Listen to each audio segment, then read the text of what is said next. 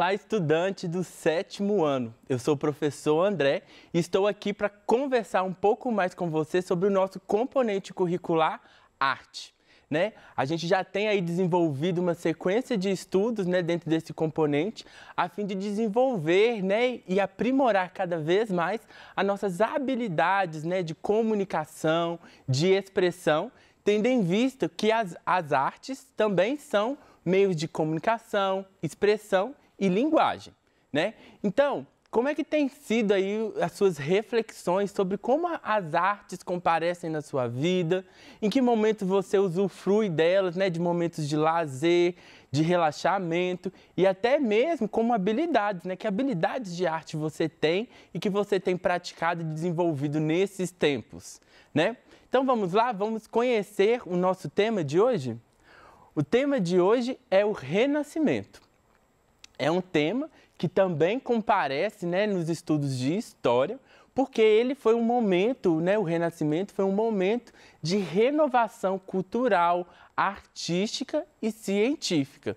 Ou seja, não é um elemento que cabe apenas às artes, As artes, sim, tiveram modos, foram melhoradas muitas técnicas, abordagens artísticas, mas também houve uma revolução da sociedade. A sociedade se aprimorou, fez outras escolhas para poder atualizar os seus modos de existir.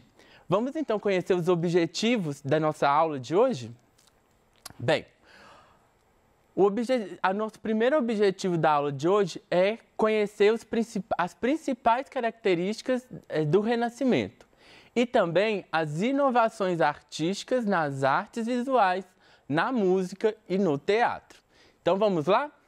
Bem, de partida a gente já compreende que o Renascimento ele queria deixar para trás um legado da Idade Média. A sociedade que estava ali naquele momento, a partir de 1500, já não queria mais aquele tipo de pensamento, aquele tipo de posicionamento e de relação social que a Idade Média produziu. Eles queriam modificar tudo isso e projetar uma sociedade diferente. Então vamos lá. O Renascimento apresentou um novo conjunto de temas e interesses para serem tratados na ciência, na cultura e na arte daquela época. O Renascimento começou em Florença, quando poetas, pintores, escultores e arquitetos criaram, entre os séculos XVI e XVII, uma quantidade infinita de obras de arte. E é sobre isso que a gente vai conversar principalmente hoje.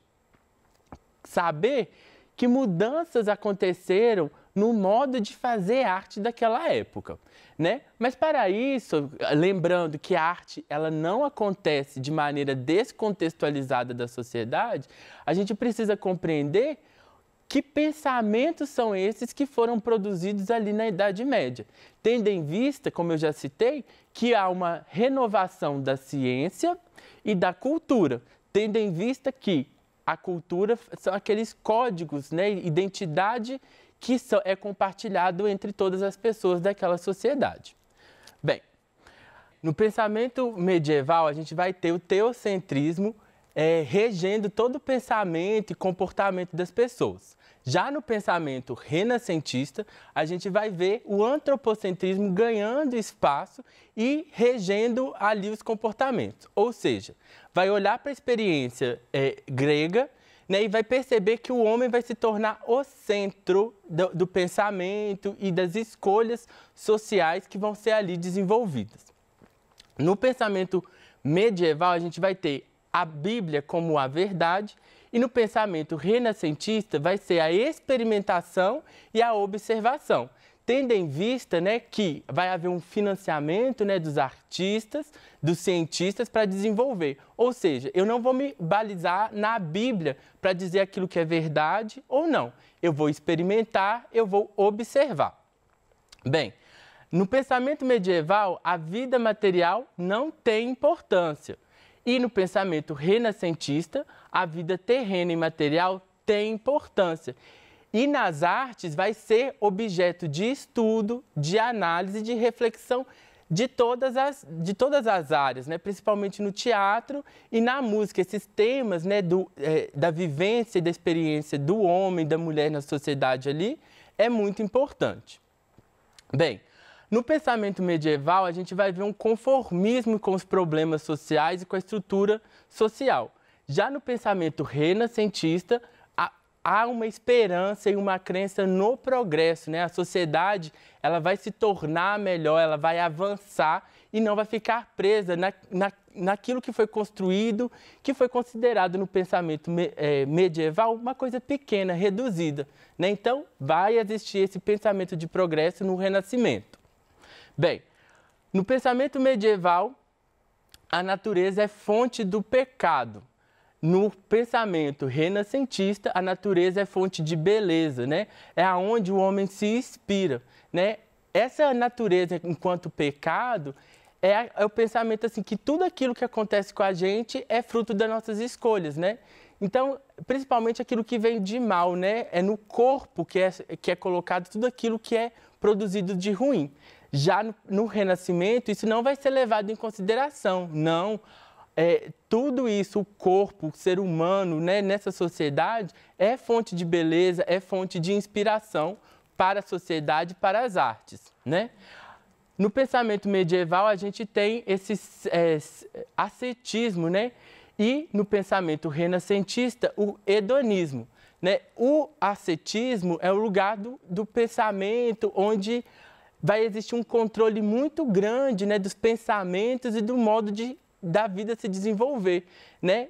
E no hedonismo vai ter uma exploração e de uma possibilidade de prazer, de existência, tá? Então, é muito importante deixar que o homem tome novamente a condução da sua vida e tenha liberdade em existir e se expressar. E, por fim, no pensamento medieval, vai aparecer, predominante o dogmatismo, enquanto no Renascimento a fé vai ser diferente da razão, né? Então vai ser separado a fé da razão no Renascimento, né? E vai dizer assim, olha, a gente precisa deixar um pouco esse tanto de regras, esse tanto de limitações e dogmas que tanto foi imposto à sociedade medieval e separar o que é fé e de razão. E aí, é aí que vem entrar atores muito importantes que vão fortalecer a atividade artística, né? Que são os mecenas, né?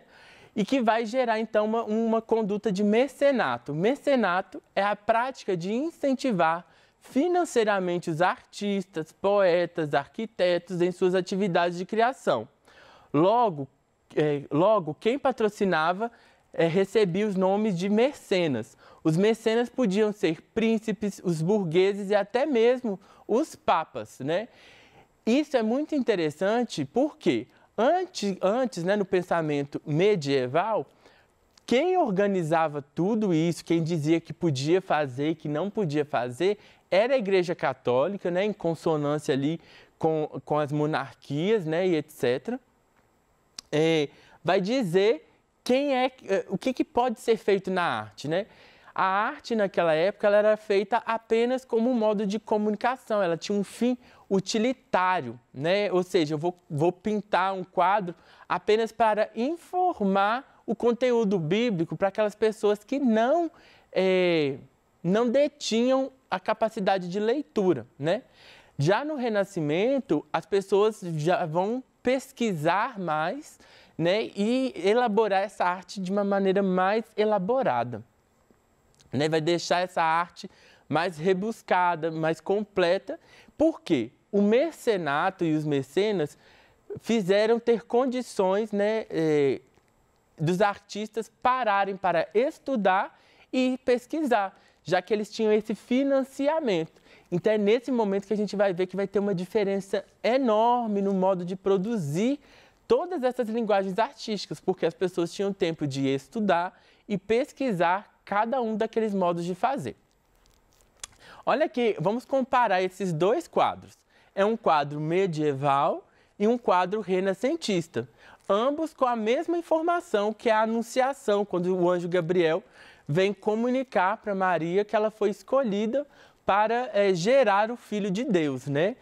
E aí a gente vai perceber que existe aí uma diferença muito grande de uso de materiais e até mesmo a elaboração estética, né? Que vai trazer uma renovação imensa para o modo de fazer arte. A gente vê na primeira imagem que nós temos uma imagem chapada, né? Onde não tem profundidade, não tem textura, não tem volume, né? Apenas ele coloca a informação objetiva, né, do quadro, que o anjo Gabriel anunciando para Maria que vai receber, que foi escolhida para receber o Filho de Deus, né? Enquanto no outro a gente percebe todo o movimento, uma textura, né, nos tecidos, ou seja, houve uma pesquisa em quais materiais, as tonalidades, as cores, né? E isso tudo é algo muito complexo, que muitas das vezes as pessoas não conseguem compreender que faz parte da atribuição do artista, pesquisar e estudar os materiais e a técnica. E é um momento, gente, que vai ter uma renovação na técnica muito grande nas artes por causa disso. As pessoas pararam para estudar, né? E trouxeram, então, novos modos de fazer. Esse é um quadro clássico também do Renascimento, que é a Escola de Atenas, né? Pintado pelo Rafael, né? Um pintor renascentista. E isso é muito importante perceber, que é onde a gente percebe o uso da perspectiva, que é aquilo que dá essa noção de profundidade, que foi a grande inovação da arte renascentista, que é essa noção de profundidade, né? Se antes naquele quadro a gente via uma pintura chapada, nessa a gente percebe que eu consigo ver até lá no fundo, ó, até na terceira coluna lá atrás, o fundo do céu, a gente tem uma noção de profundidade. E isso renovou completamente as artes. Bem, então, na pintura renascentista, a gente vai ter algumas características importantes, né? O uso da perspectiva, o uso de claro e escuro, o realismo, né? O uso da tela e da tinta a óleo é iniciada e o individualismo, né? O artista com um estilo pessoal. Isso é muito importante, né? Porque antes, como vocês perceberam no quadro renascentista, não havia preocupação de parecer que é real, né? Agora, quando você olha para a pintura renascentista, parece que é uma pessoa de verdade, né? A gente reconhece que é uma pintura, mas isso para a época, gente, a gente está falando o quê? De 1500, né? Até 1600, isso é muito tempo atrás, né? Hoje em dia a gente tem outras tecnologias, mas naquela época essa foi uma tecnologia que foi muito bem recebida, e tanto que essa pintura do Rafael, ela está lá no Vaticano, né? Próximo ali da Capela de São Pedro, né? Que é um importante lugar onde várias obras renascentistas foram financiadas pelos papas, né? Porque era onde tinha o poder localizado, né? E a gente vai perceber que muitas dessas obras renascentistas estão na Itália, né? Onde teve essa maior prática. Um outro exemplo que eu trago para vocês é da própria escultura. Olha só o quanto as esculturas ganharam em complexidade, né? A gente tem aqui uma escultura medieval e uma escultura renascentista, né? Ambos de Moisés, né? Assim, sentado ali com o livro, com os 10 mandamentos, né? E a gente percebe a diferença, né? Por mais que exista uma habilidade muito grande no pensamento, no modo de fazer escultura medieval, no Renascimento fica muito realista. Você olha para a escultura de Moisés e você vai ter a sensação de que está ali realmente uma pessoa, né? Porque tem um realismo muito grande. Então, é uma informação, é uma característica muito importante do Renascimento nas artes visuais. Bem, agora passando um pouco para a música, né? A música renascentista, é um outro lugar também que foi muito desenvolvido por esse desligamento, esse afastamento das premissas da Igreja Católica, né? E aí, essa música vai ser considerada uma música profana, né? Porque tudo aquilo que não é feito na igreja é considerado profano naquela época, né? Então, a gente tem na música renascentista a emergência da música profana, surgem as músicas com letra e a polifonia. Para a gente compreender esses aspectos, a gente precisa se desligar um pouco do que a gente já tem hoje, porque hoje a gente já tem coisas muito elaboradas, muito complexas, né? Enquanto lá, tudo era uma renovação. Então, antes, gente, as músicas, elas só poderiam ser tratadas, na maioria das vezes, dentro do conteúdo da Bíblia, da igreja, né? Era um desejo ali de apenas ser utilizada dentro da igreja, né? Então, os artistas, os músicos que haviam naquela época, tinham que se organizar apenas para servir os interesses da igreja, né? Já nesse momento, então, vai começar a surgir outras narrativas, né? Como o homem se tornou o centro, né, pelo antropocentrismo, ele vai começar a falar das suas experiências, dos seus modos de pensar, dos seus modos de comportar, né? E isso vai aparecer nas letras das músicas, vai ser uma das primeiras vezes, né, que vai ser reconhecido esse tipo de produção na música, né? E outra coisa que foi desenvolvida também é o uso de polifonia. O que é polifonia, né? O prefixo poli, ele quer dizer vários, né? E aí, então, quer dizer, poli e fonia, então, são vários sons ao mesmo tempo. Antes, o som era monofônico, né? Monofônico, que era um instrumento só, uma linearidade. E os outros vai entrando mais informações, né? De linguagens diferentes, né? E o canto é um momento que é bem desenvolvido a partir do período renascentista. No teatro renascentista, vai ter, então, uma exploração de temas populares e cômicos, com foco nas vivências e emoções dos seres humanos. Vai ter uma presença de uma linguagem não formal e é onde a gente vai ter aparecer essa maior expressão, que é o Romeu e Julieta, né? Que é um exemplo de uma obra renascentista muito grande, né? Que vai acontecer, ele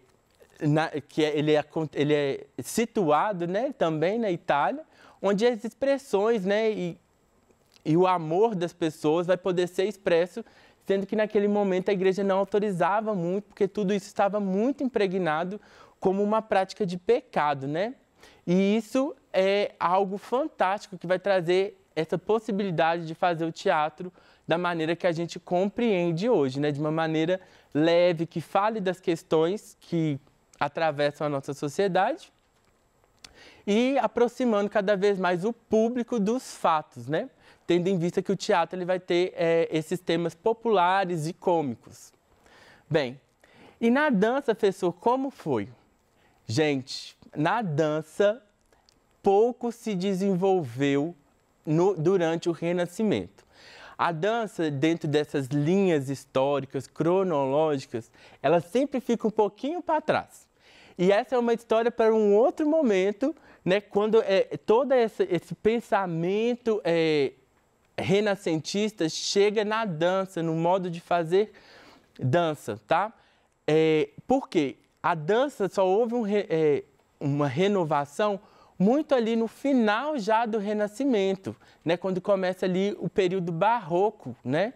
Então, é muito depois, né? Passou-se quase 100 anos e as pessoas ainda continuavam fazendo dança das mesmas maneiras. Mas como demonstra aqui na imagem, as danças elas estavam muito presentes no comportamento das cortes que ainda persistiam naquele momento, né? As cortes eram quem tinham essa prática bem estruturada e fazia parte da rotina. E é a partir de uma rainha, né, uma rainha italiana que casa com um príncipe, né, uma princesa italiana que casa com um príncipe francês, que a dança vai ter um desenvolvimento fantástico na França, que vai chegar a esse molde do balé clássico que é tão conhecido por todos, né? por todos. E aí a gente vai precisar de mais tempo para falar disso. Bem, eu quero agradecer você que esteve com a gente até esse momento. Espero que essas informações tenham aí ajudado você a consolidar um pouco mais, né, das informações, das habilidades e competências a serem desenvolvidas em artes, em linguagem. E caso tenha ficado alguma dúvida, não deixe de consultar o seu PET, entrar em contato com o seu professor pelo aplicativo Conexão e também mandar sua dúvida para o nosso Tira Dúvidas. Muito obrigado!